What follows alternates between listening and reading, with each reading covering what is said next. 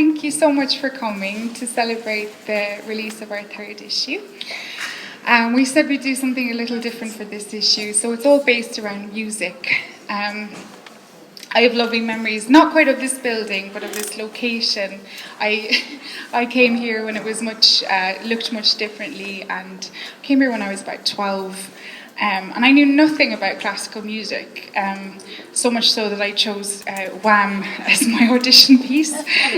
But I kind of discovered classical music the same time I discovered poetry. And what they did was offer me a different language completely to what you're learning at school or what you're doing in your daily life, just a kind of alternative, you know. And around that time I discovered Sylvia Plath, so we're going to have a little special Sylvia Plath reading as well in the middle of the programme. Everyone's going to introduce themselves so you get to know their work. So essentially what tonight is just a showcase of the journal, some local poets, and also we have Sasha Dugdale from the UK who'll be reading later as well. And yeah, that's it really. I suppose this issue is the first of 2 volumes about music. So I think that the next one will be in like a nightclub, a rave or something. So we'll have really 2 different atmospheres. And it's going to be a straight read through with the readers just introducing themselves. I hope you enjoy it. The journal's on sale for a special price of €10 as well. And do enjoy the atmosphere and the art that's exhibited here as well. And then Christian will just give the thank yous at the end. So we'll get started. So thank you. My name is Majella Kelly and I'm from Tuam in County Galway. I managed to fit in a day's work in my day job this morning in Mayo, teaching the boys of Mayo a little bit of French. And then we hightailed it out of there at just about 4 o'clock, maybe a few minutes before, just to arrive here. So I'm delighted to be here. First time seeing the magazine and gorgeous. I'm very proud to be in issue 3 of the Well Review, very proud of Sarah Byrne, all her hard work. This poem is called The Art of Keening. Being from Tuam, I'm trying to write some poems around the mother and baby home there, and this is a poem that kind of sprung from that search. The Art of Keening. Once there were women who were paid to cry when someone died, as if grief couldn't be left to amateurs. When the keeners appeared, a whetted hush settled over mourners. Keening was a glorious release, a vocal poultice that anointed every lesion, every cleavage. To keen was to penetrate grief, the way the sad arias of cows whose calves have been taken away to be weaned rupture the night like udders blurting out milk. Oh, how I bellowed involuntarily as you were being born, yet when you died, I'd quite forgot how transcendent pain can sound when it throbs inside a song's hollow vaults.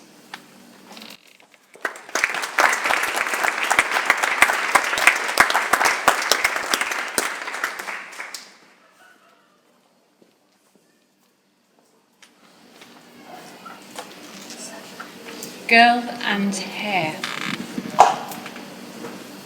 There was once a girl, and she had a hare as a pet. It was so long and brown and soft. It stretched its body next to hers on the sun lounger, where she lay in her oversized sunglasses.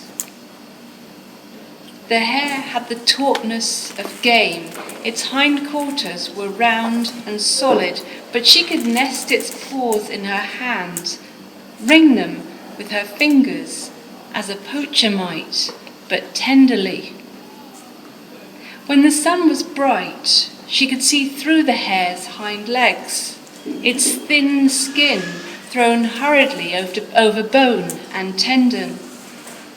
The light pulsed red and sombre, as if the hare itself contained a small convex sun, like a red blood cell. Hare had a narrow breast like hers, rosed with fur, and little childish shoulders, but forearms like a strong man's, the sinews and fibres twanging soundlessly as it shifted. Now it lay still, although hares never sleep, its lip moving gently, and its amber eye waxing and waning. It lowered its lids. For a moment it looked sly, knowing. Hare is apparently drowsing. The girl removes her glasses, places them on Hare's face, and closes her eyes. This is Hare's moment, as long as her and as old.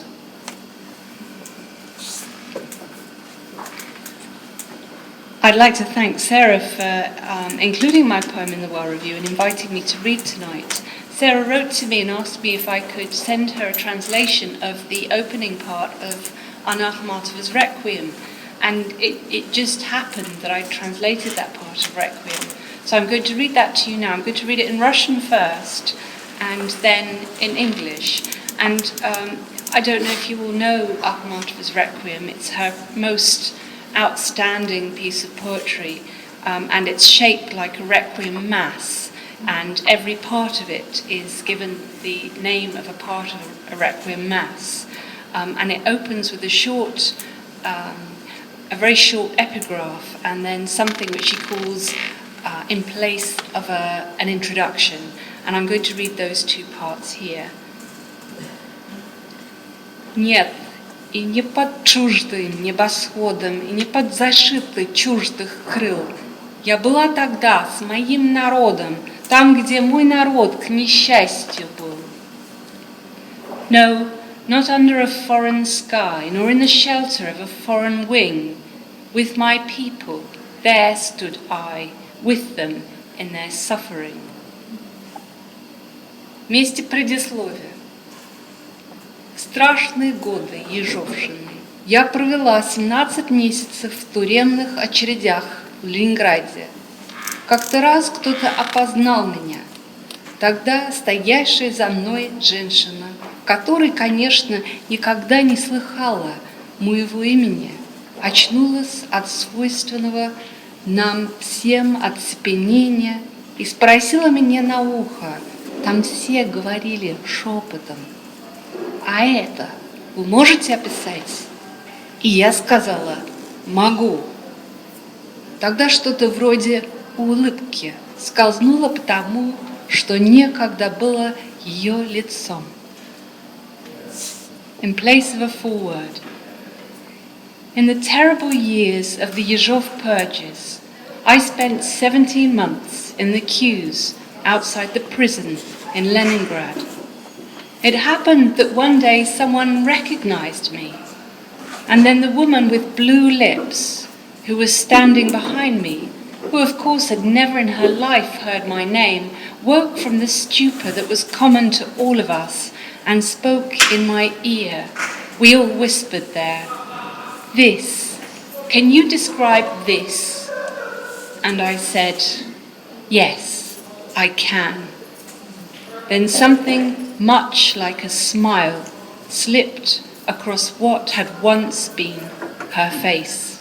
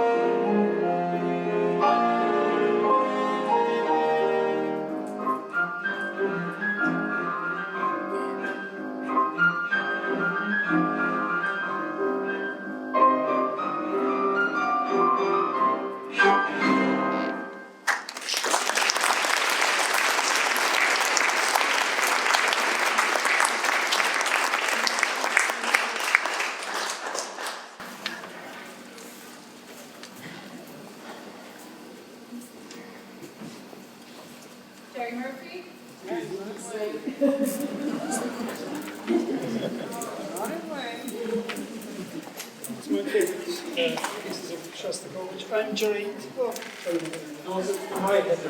Yeah, no. I don't want you to hear it. This is based on one of the Mozart's letters to his father, and it's called Mozart to his father. Paris, July 3rd, 1778. The symphony was a triumph. No sooner had the last notes died away than I hurried off to the Palais Royal, where I had a large ice, said the rosary, as I'd promised, and went straight home. P.S. I suppose you heard that Voltaire, that arch rogue, has died like a dog. A fitting reward. This is a much longer piece based on it's called Shostakovich. The nail bends not in submission, but rebellion.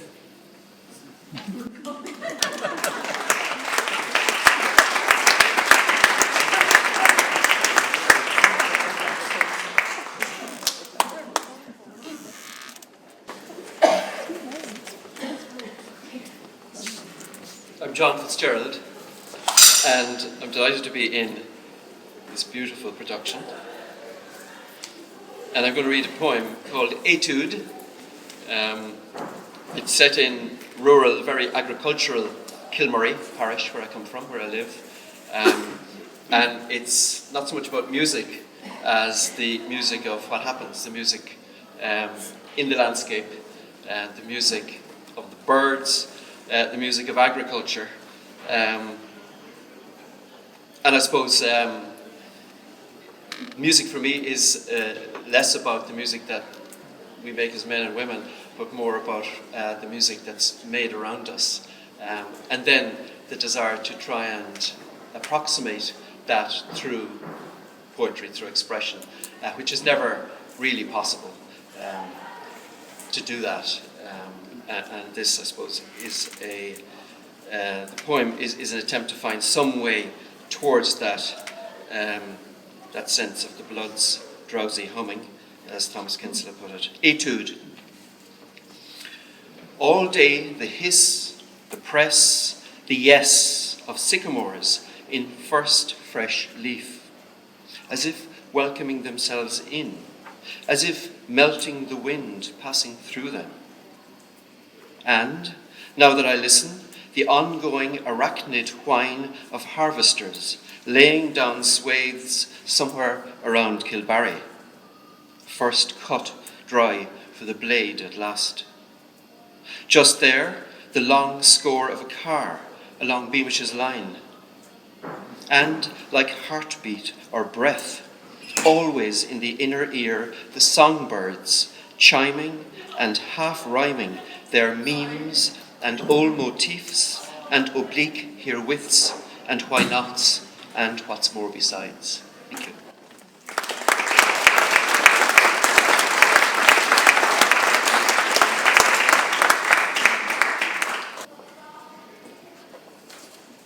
Sylvia Plath, first voice.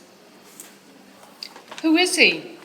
This blue, furious boy, shiny and strange, as if he had hurtled from a star.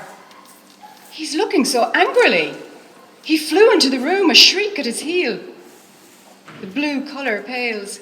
He is human, after all. A red lotus opens in its bowl of blood.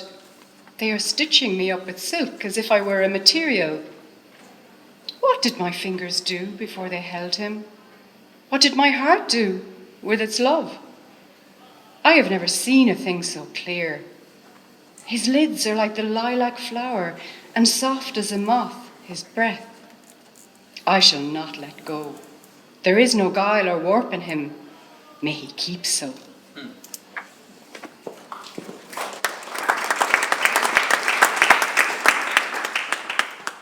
Sylvia Plath's second voice.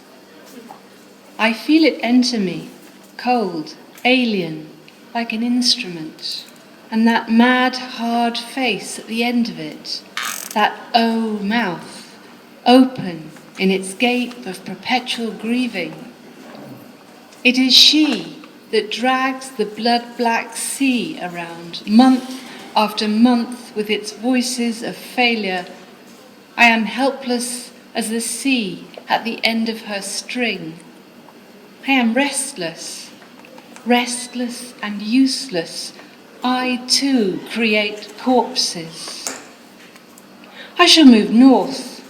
I shall move into a long blackness. I see myself as a shadow, neither man nor woman, neither a woman happy to be like a man, nor a man blunt and flat enough to feel no lack. I feel a lack. I hold my fingers up, 10 white pickets. See, the darkness is leaking from the cracks. I cannot contain it. I cannot contain my life.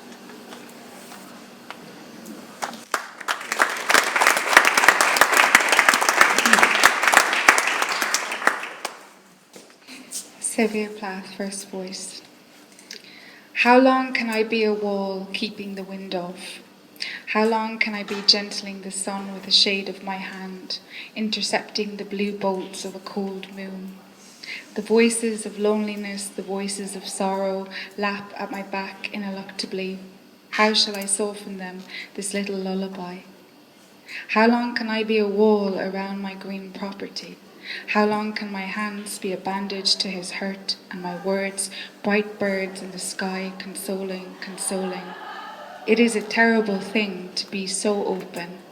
It is as if my heart put on a face and walked into the world.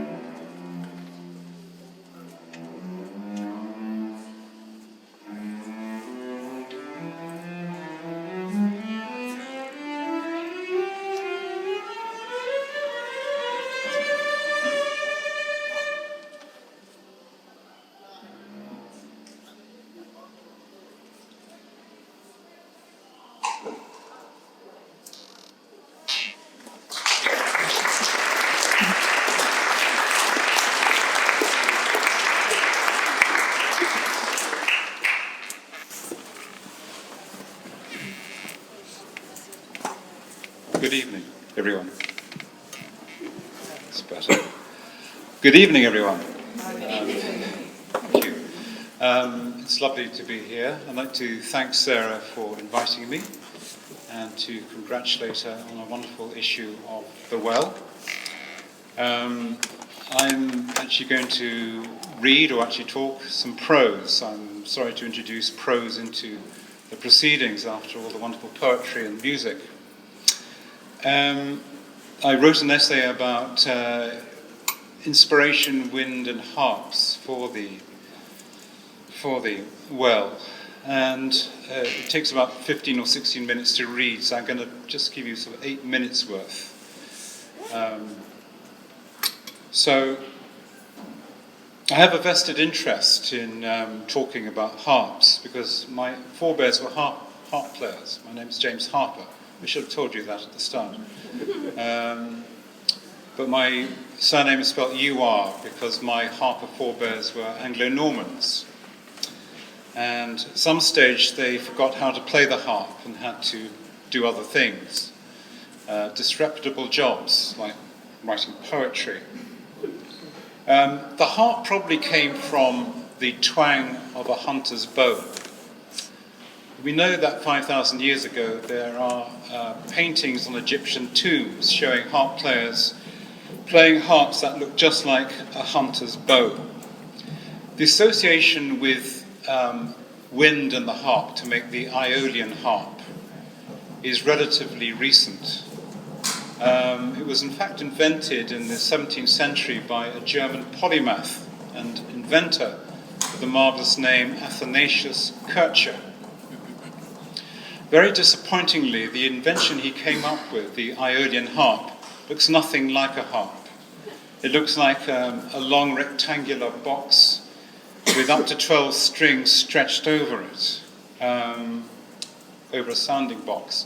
And you placed this Aeolian harp on your windowsill and opened the window, and the wind would come in and make very soothing tinkling noises from it. A bit like the principle of wind chimes, only a lot less irritating.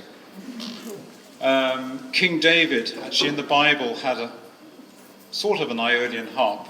He hung his harp up on his bedroom wall and opened up his bed. Well, he didn't have a window, actually. The wind would come in through his bedroom window and make soothing, tinkling noises to assuage his sorrowful spirit. The same thing happened with St. Dunstan of Canterbury in the 10th century. However, the gentle tinklings were misinterpreted and he was accused of sorcery. Of course, this idea of the Aeolian harp and the wind coming in through the window and playing the instrument sort of magically was meat and drink to the Romantic poets who used it as a ripe metaphor for inspiration.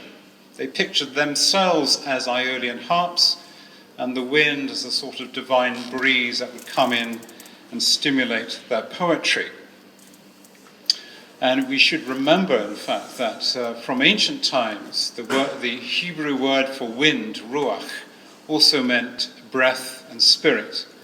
And also the same with the Greek word pneuma and the Latin word spiritus. Those three things, spirit, wind, and breath, were all deeply associated. So the wind was never just the wind until the Age of Enlightenment. It was always something more, something magical and inspirational.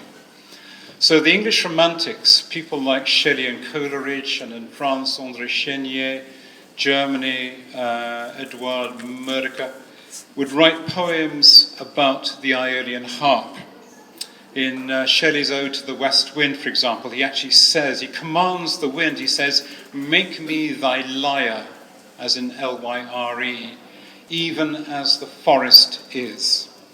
In Coleridge's To the Aeolian Harp, he pictures the wind as a sort of a cosmic breeze.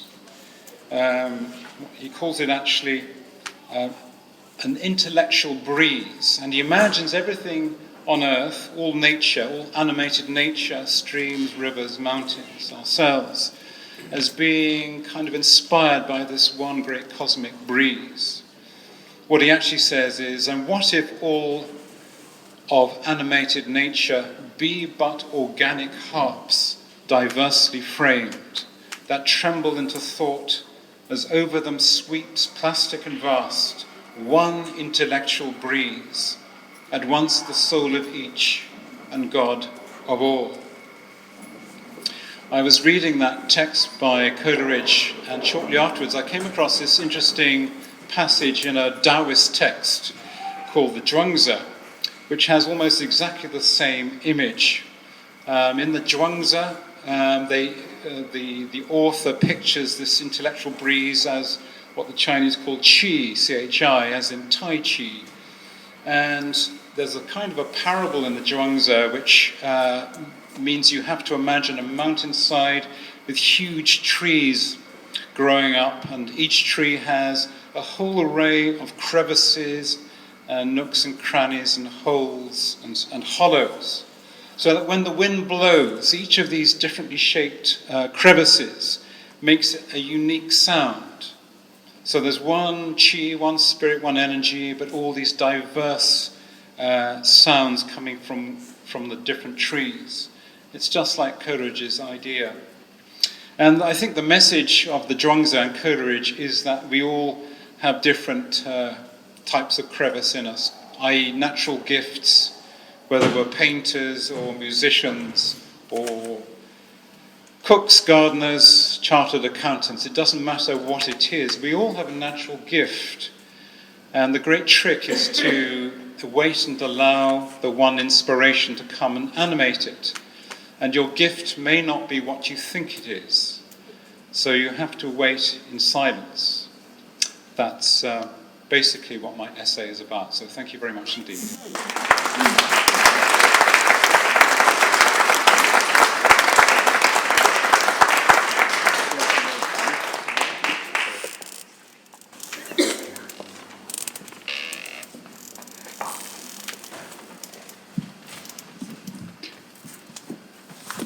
Hello.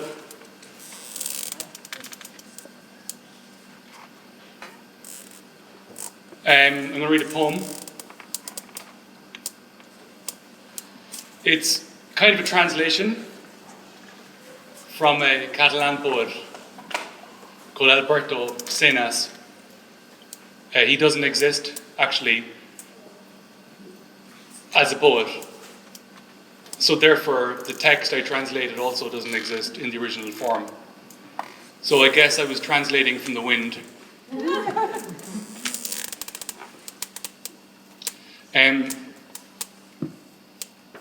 It's called Auto-Retrato.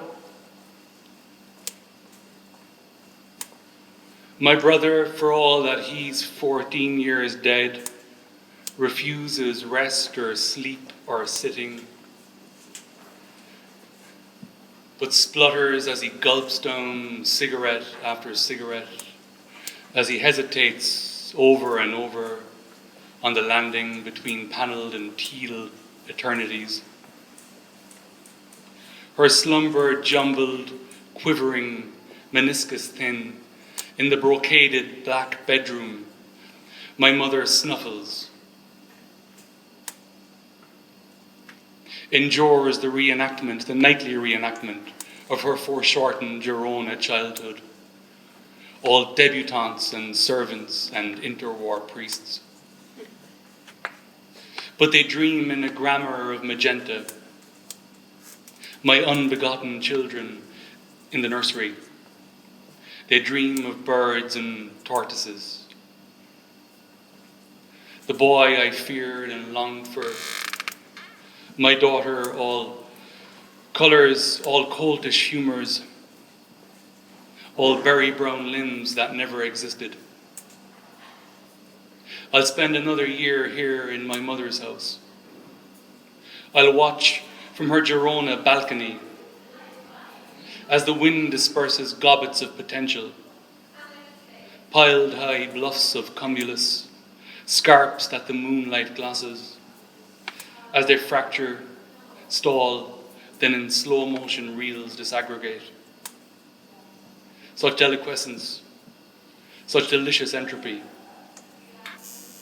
My mother in the room above my own snuffles on the cusp of wakefulness. My brother's ignorant ghost keeps coughing, I'm 37. All of my hours are crumbling stratocumulus. All of my dreams are anxiety dreams.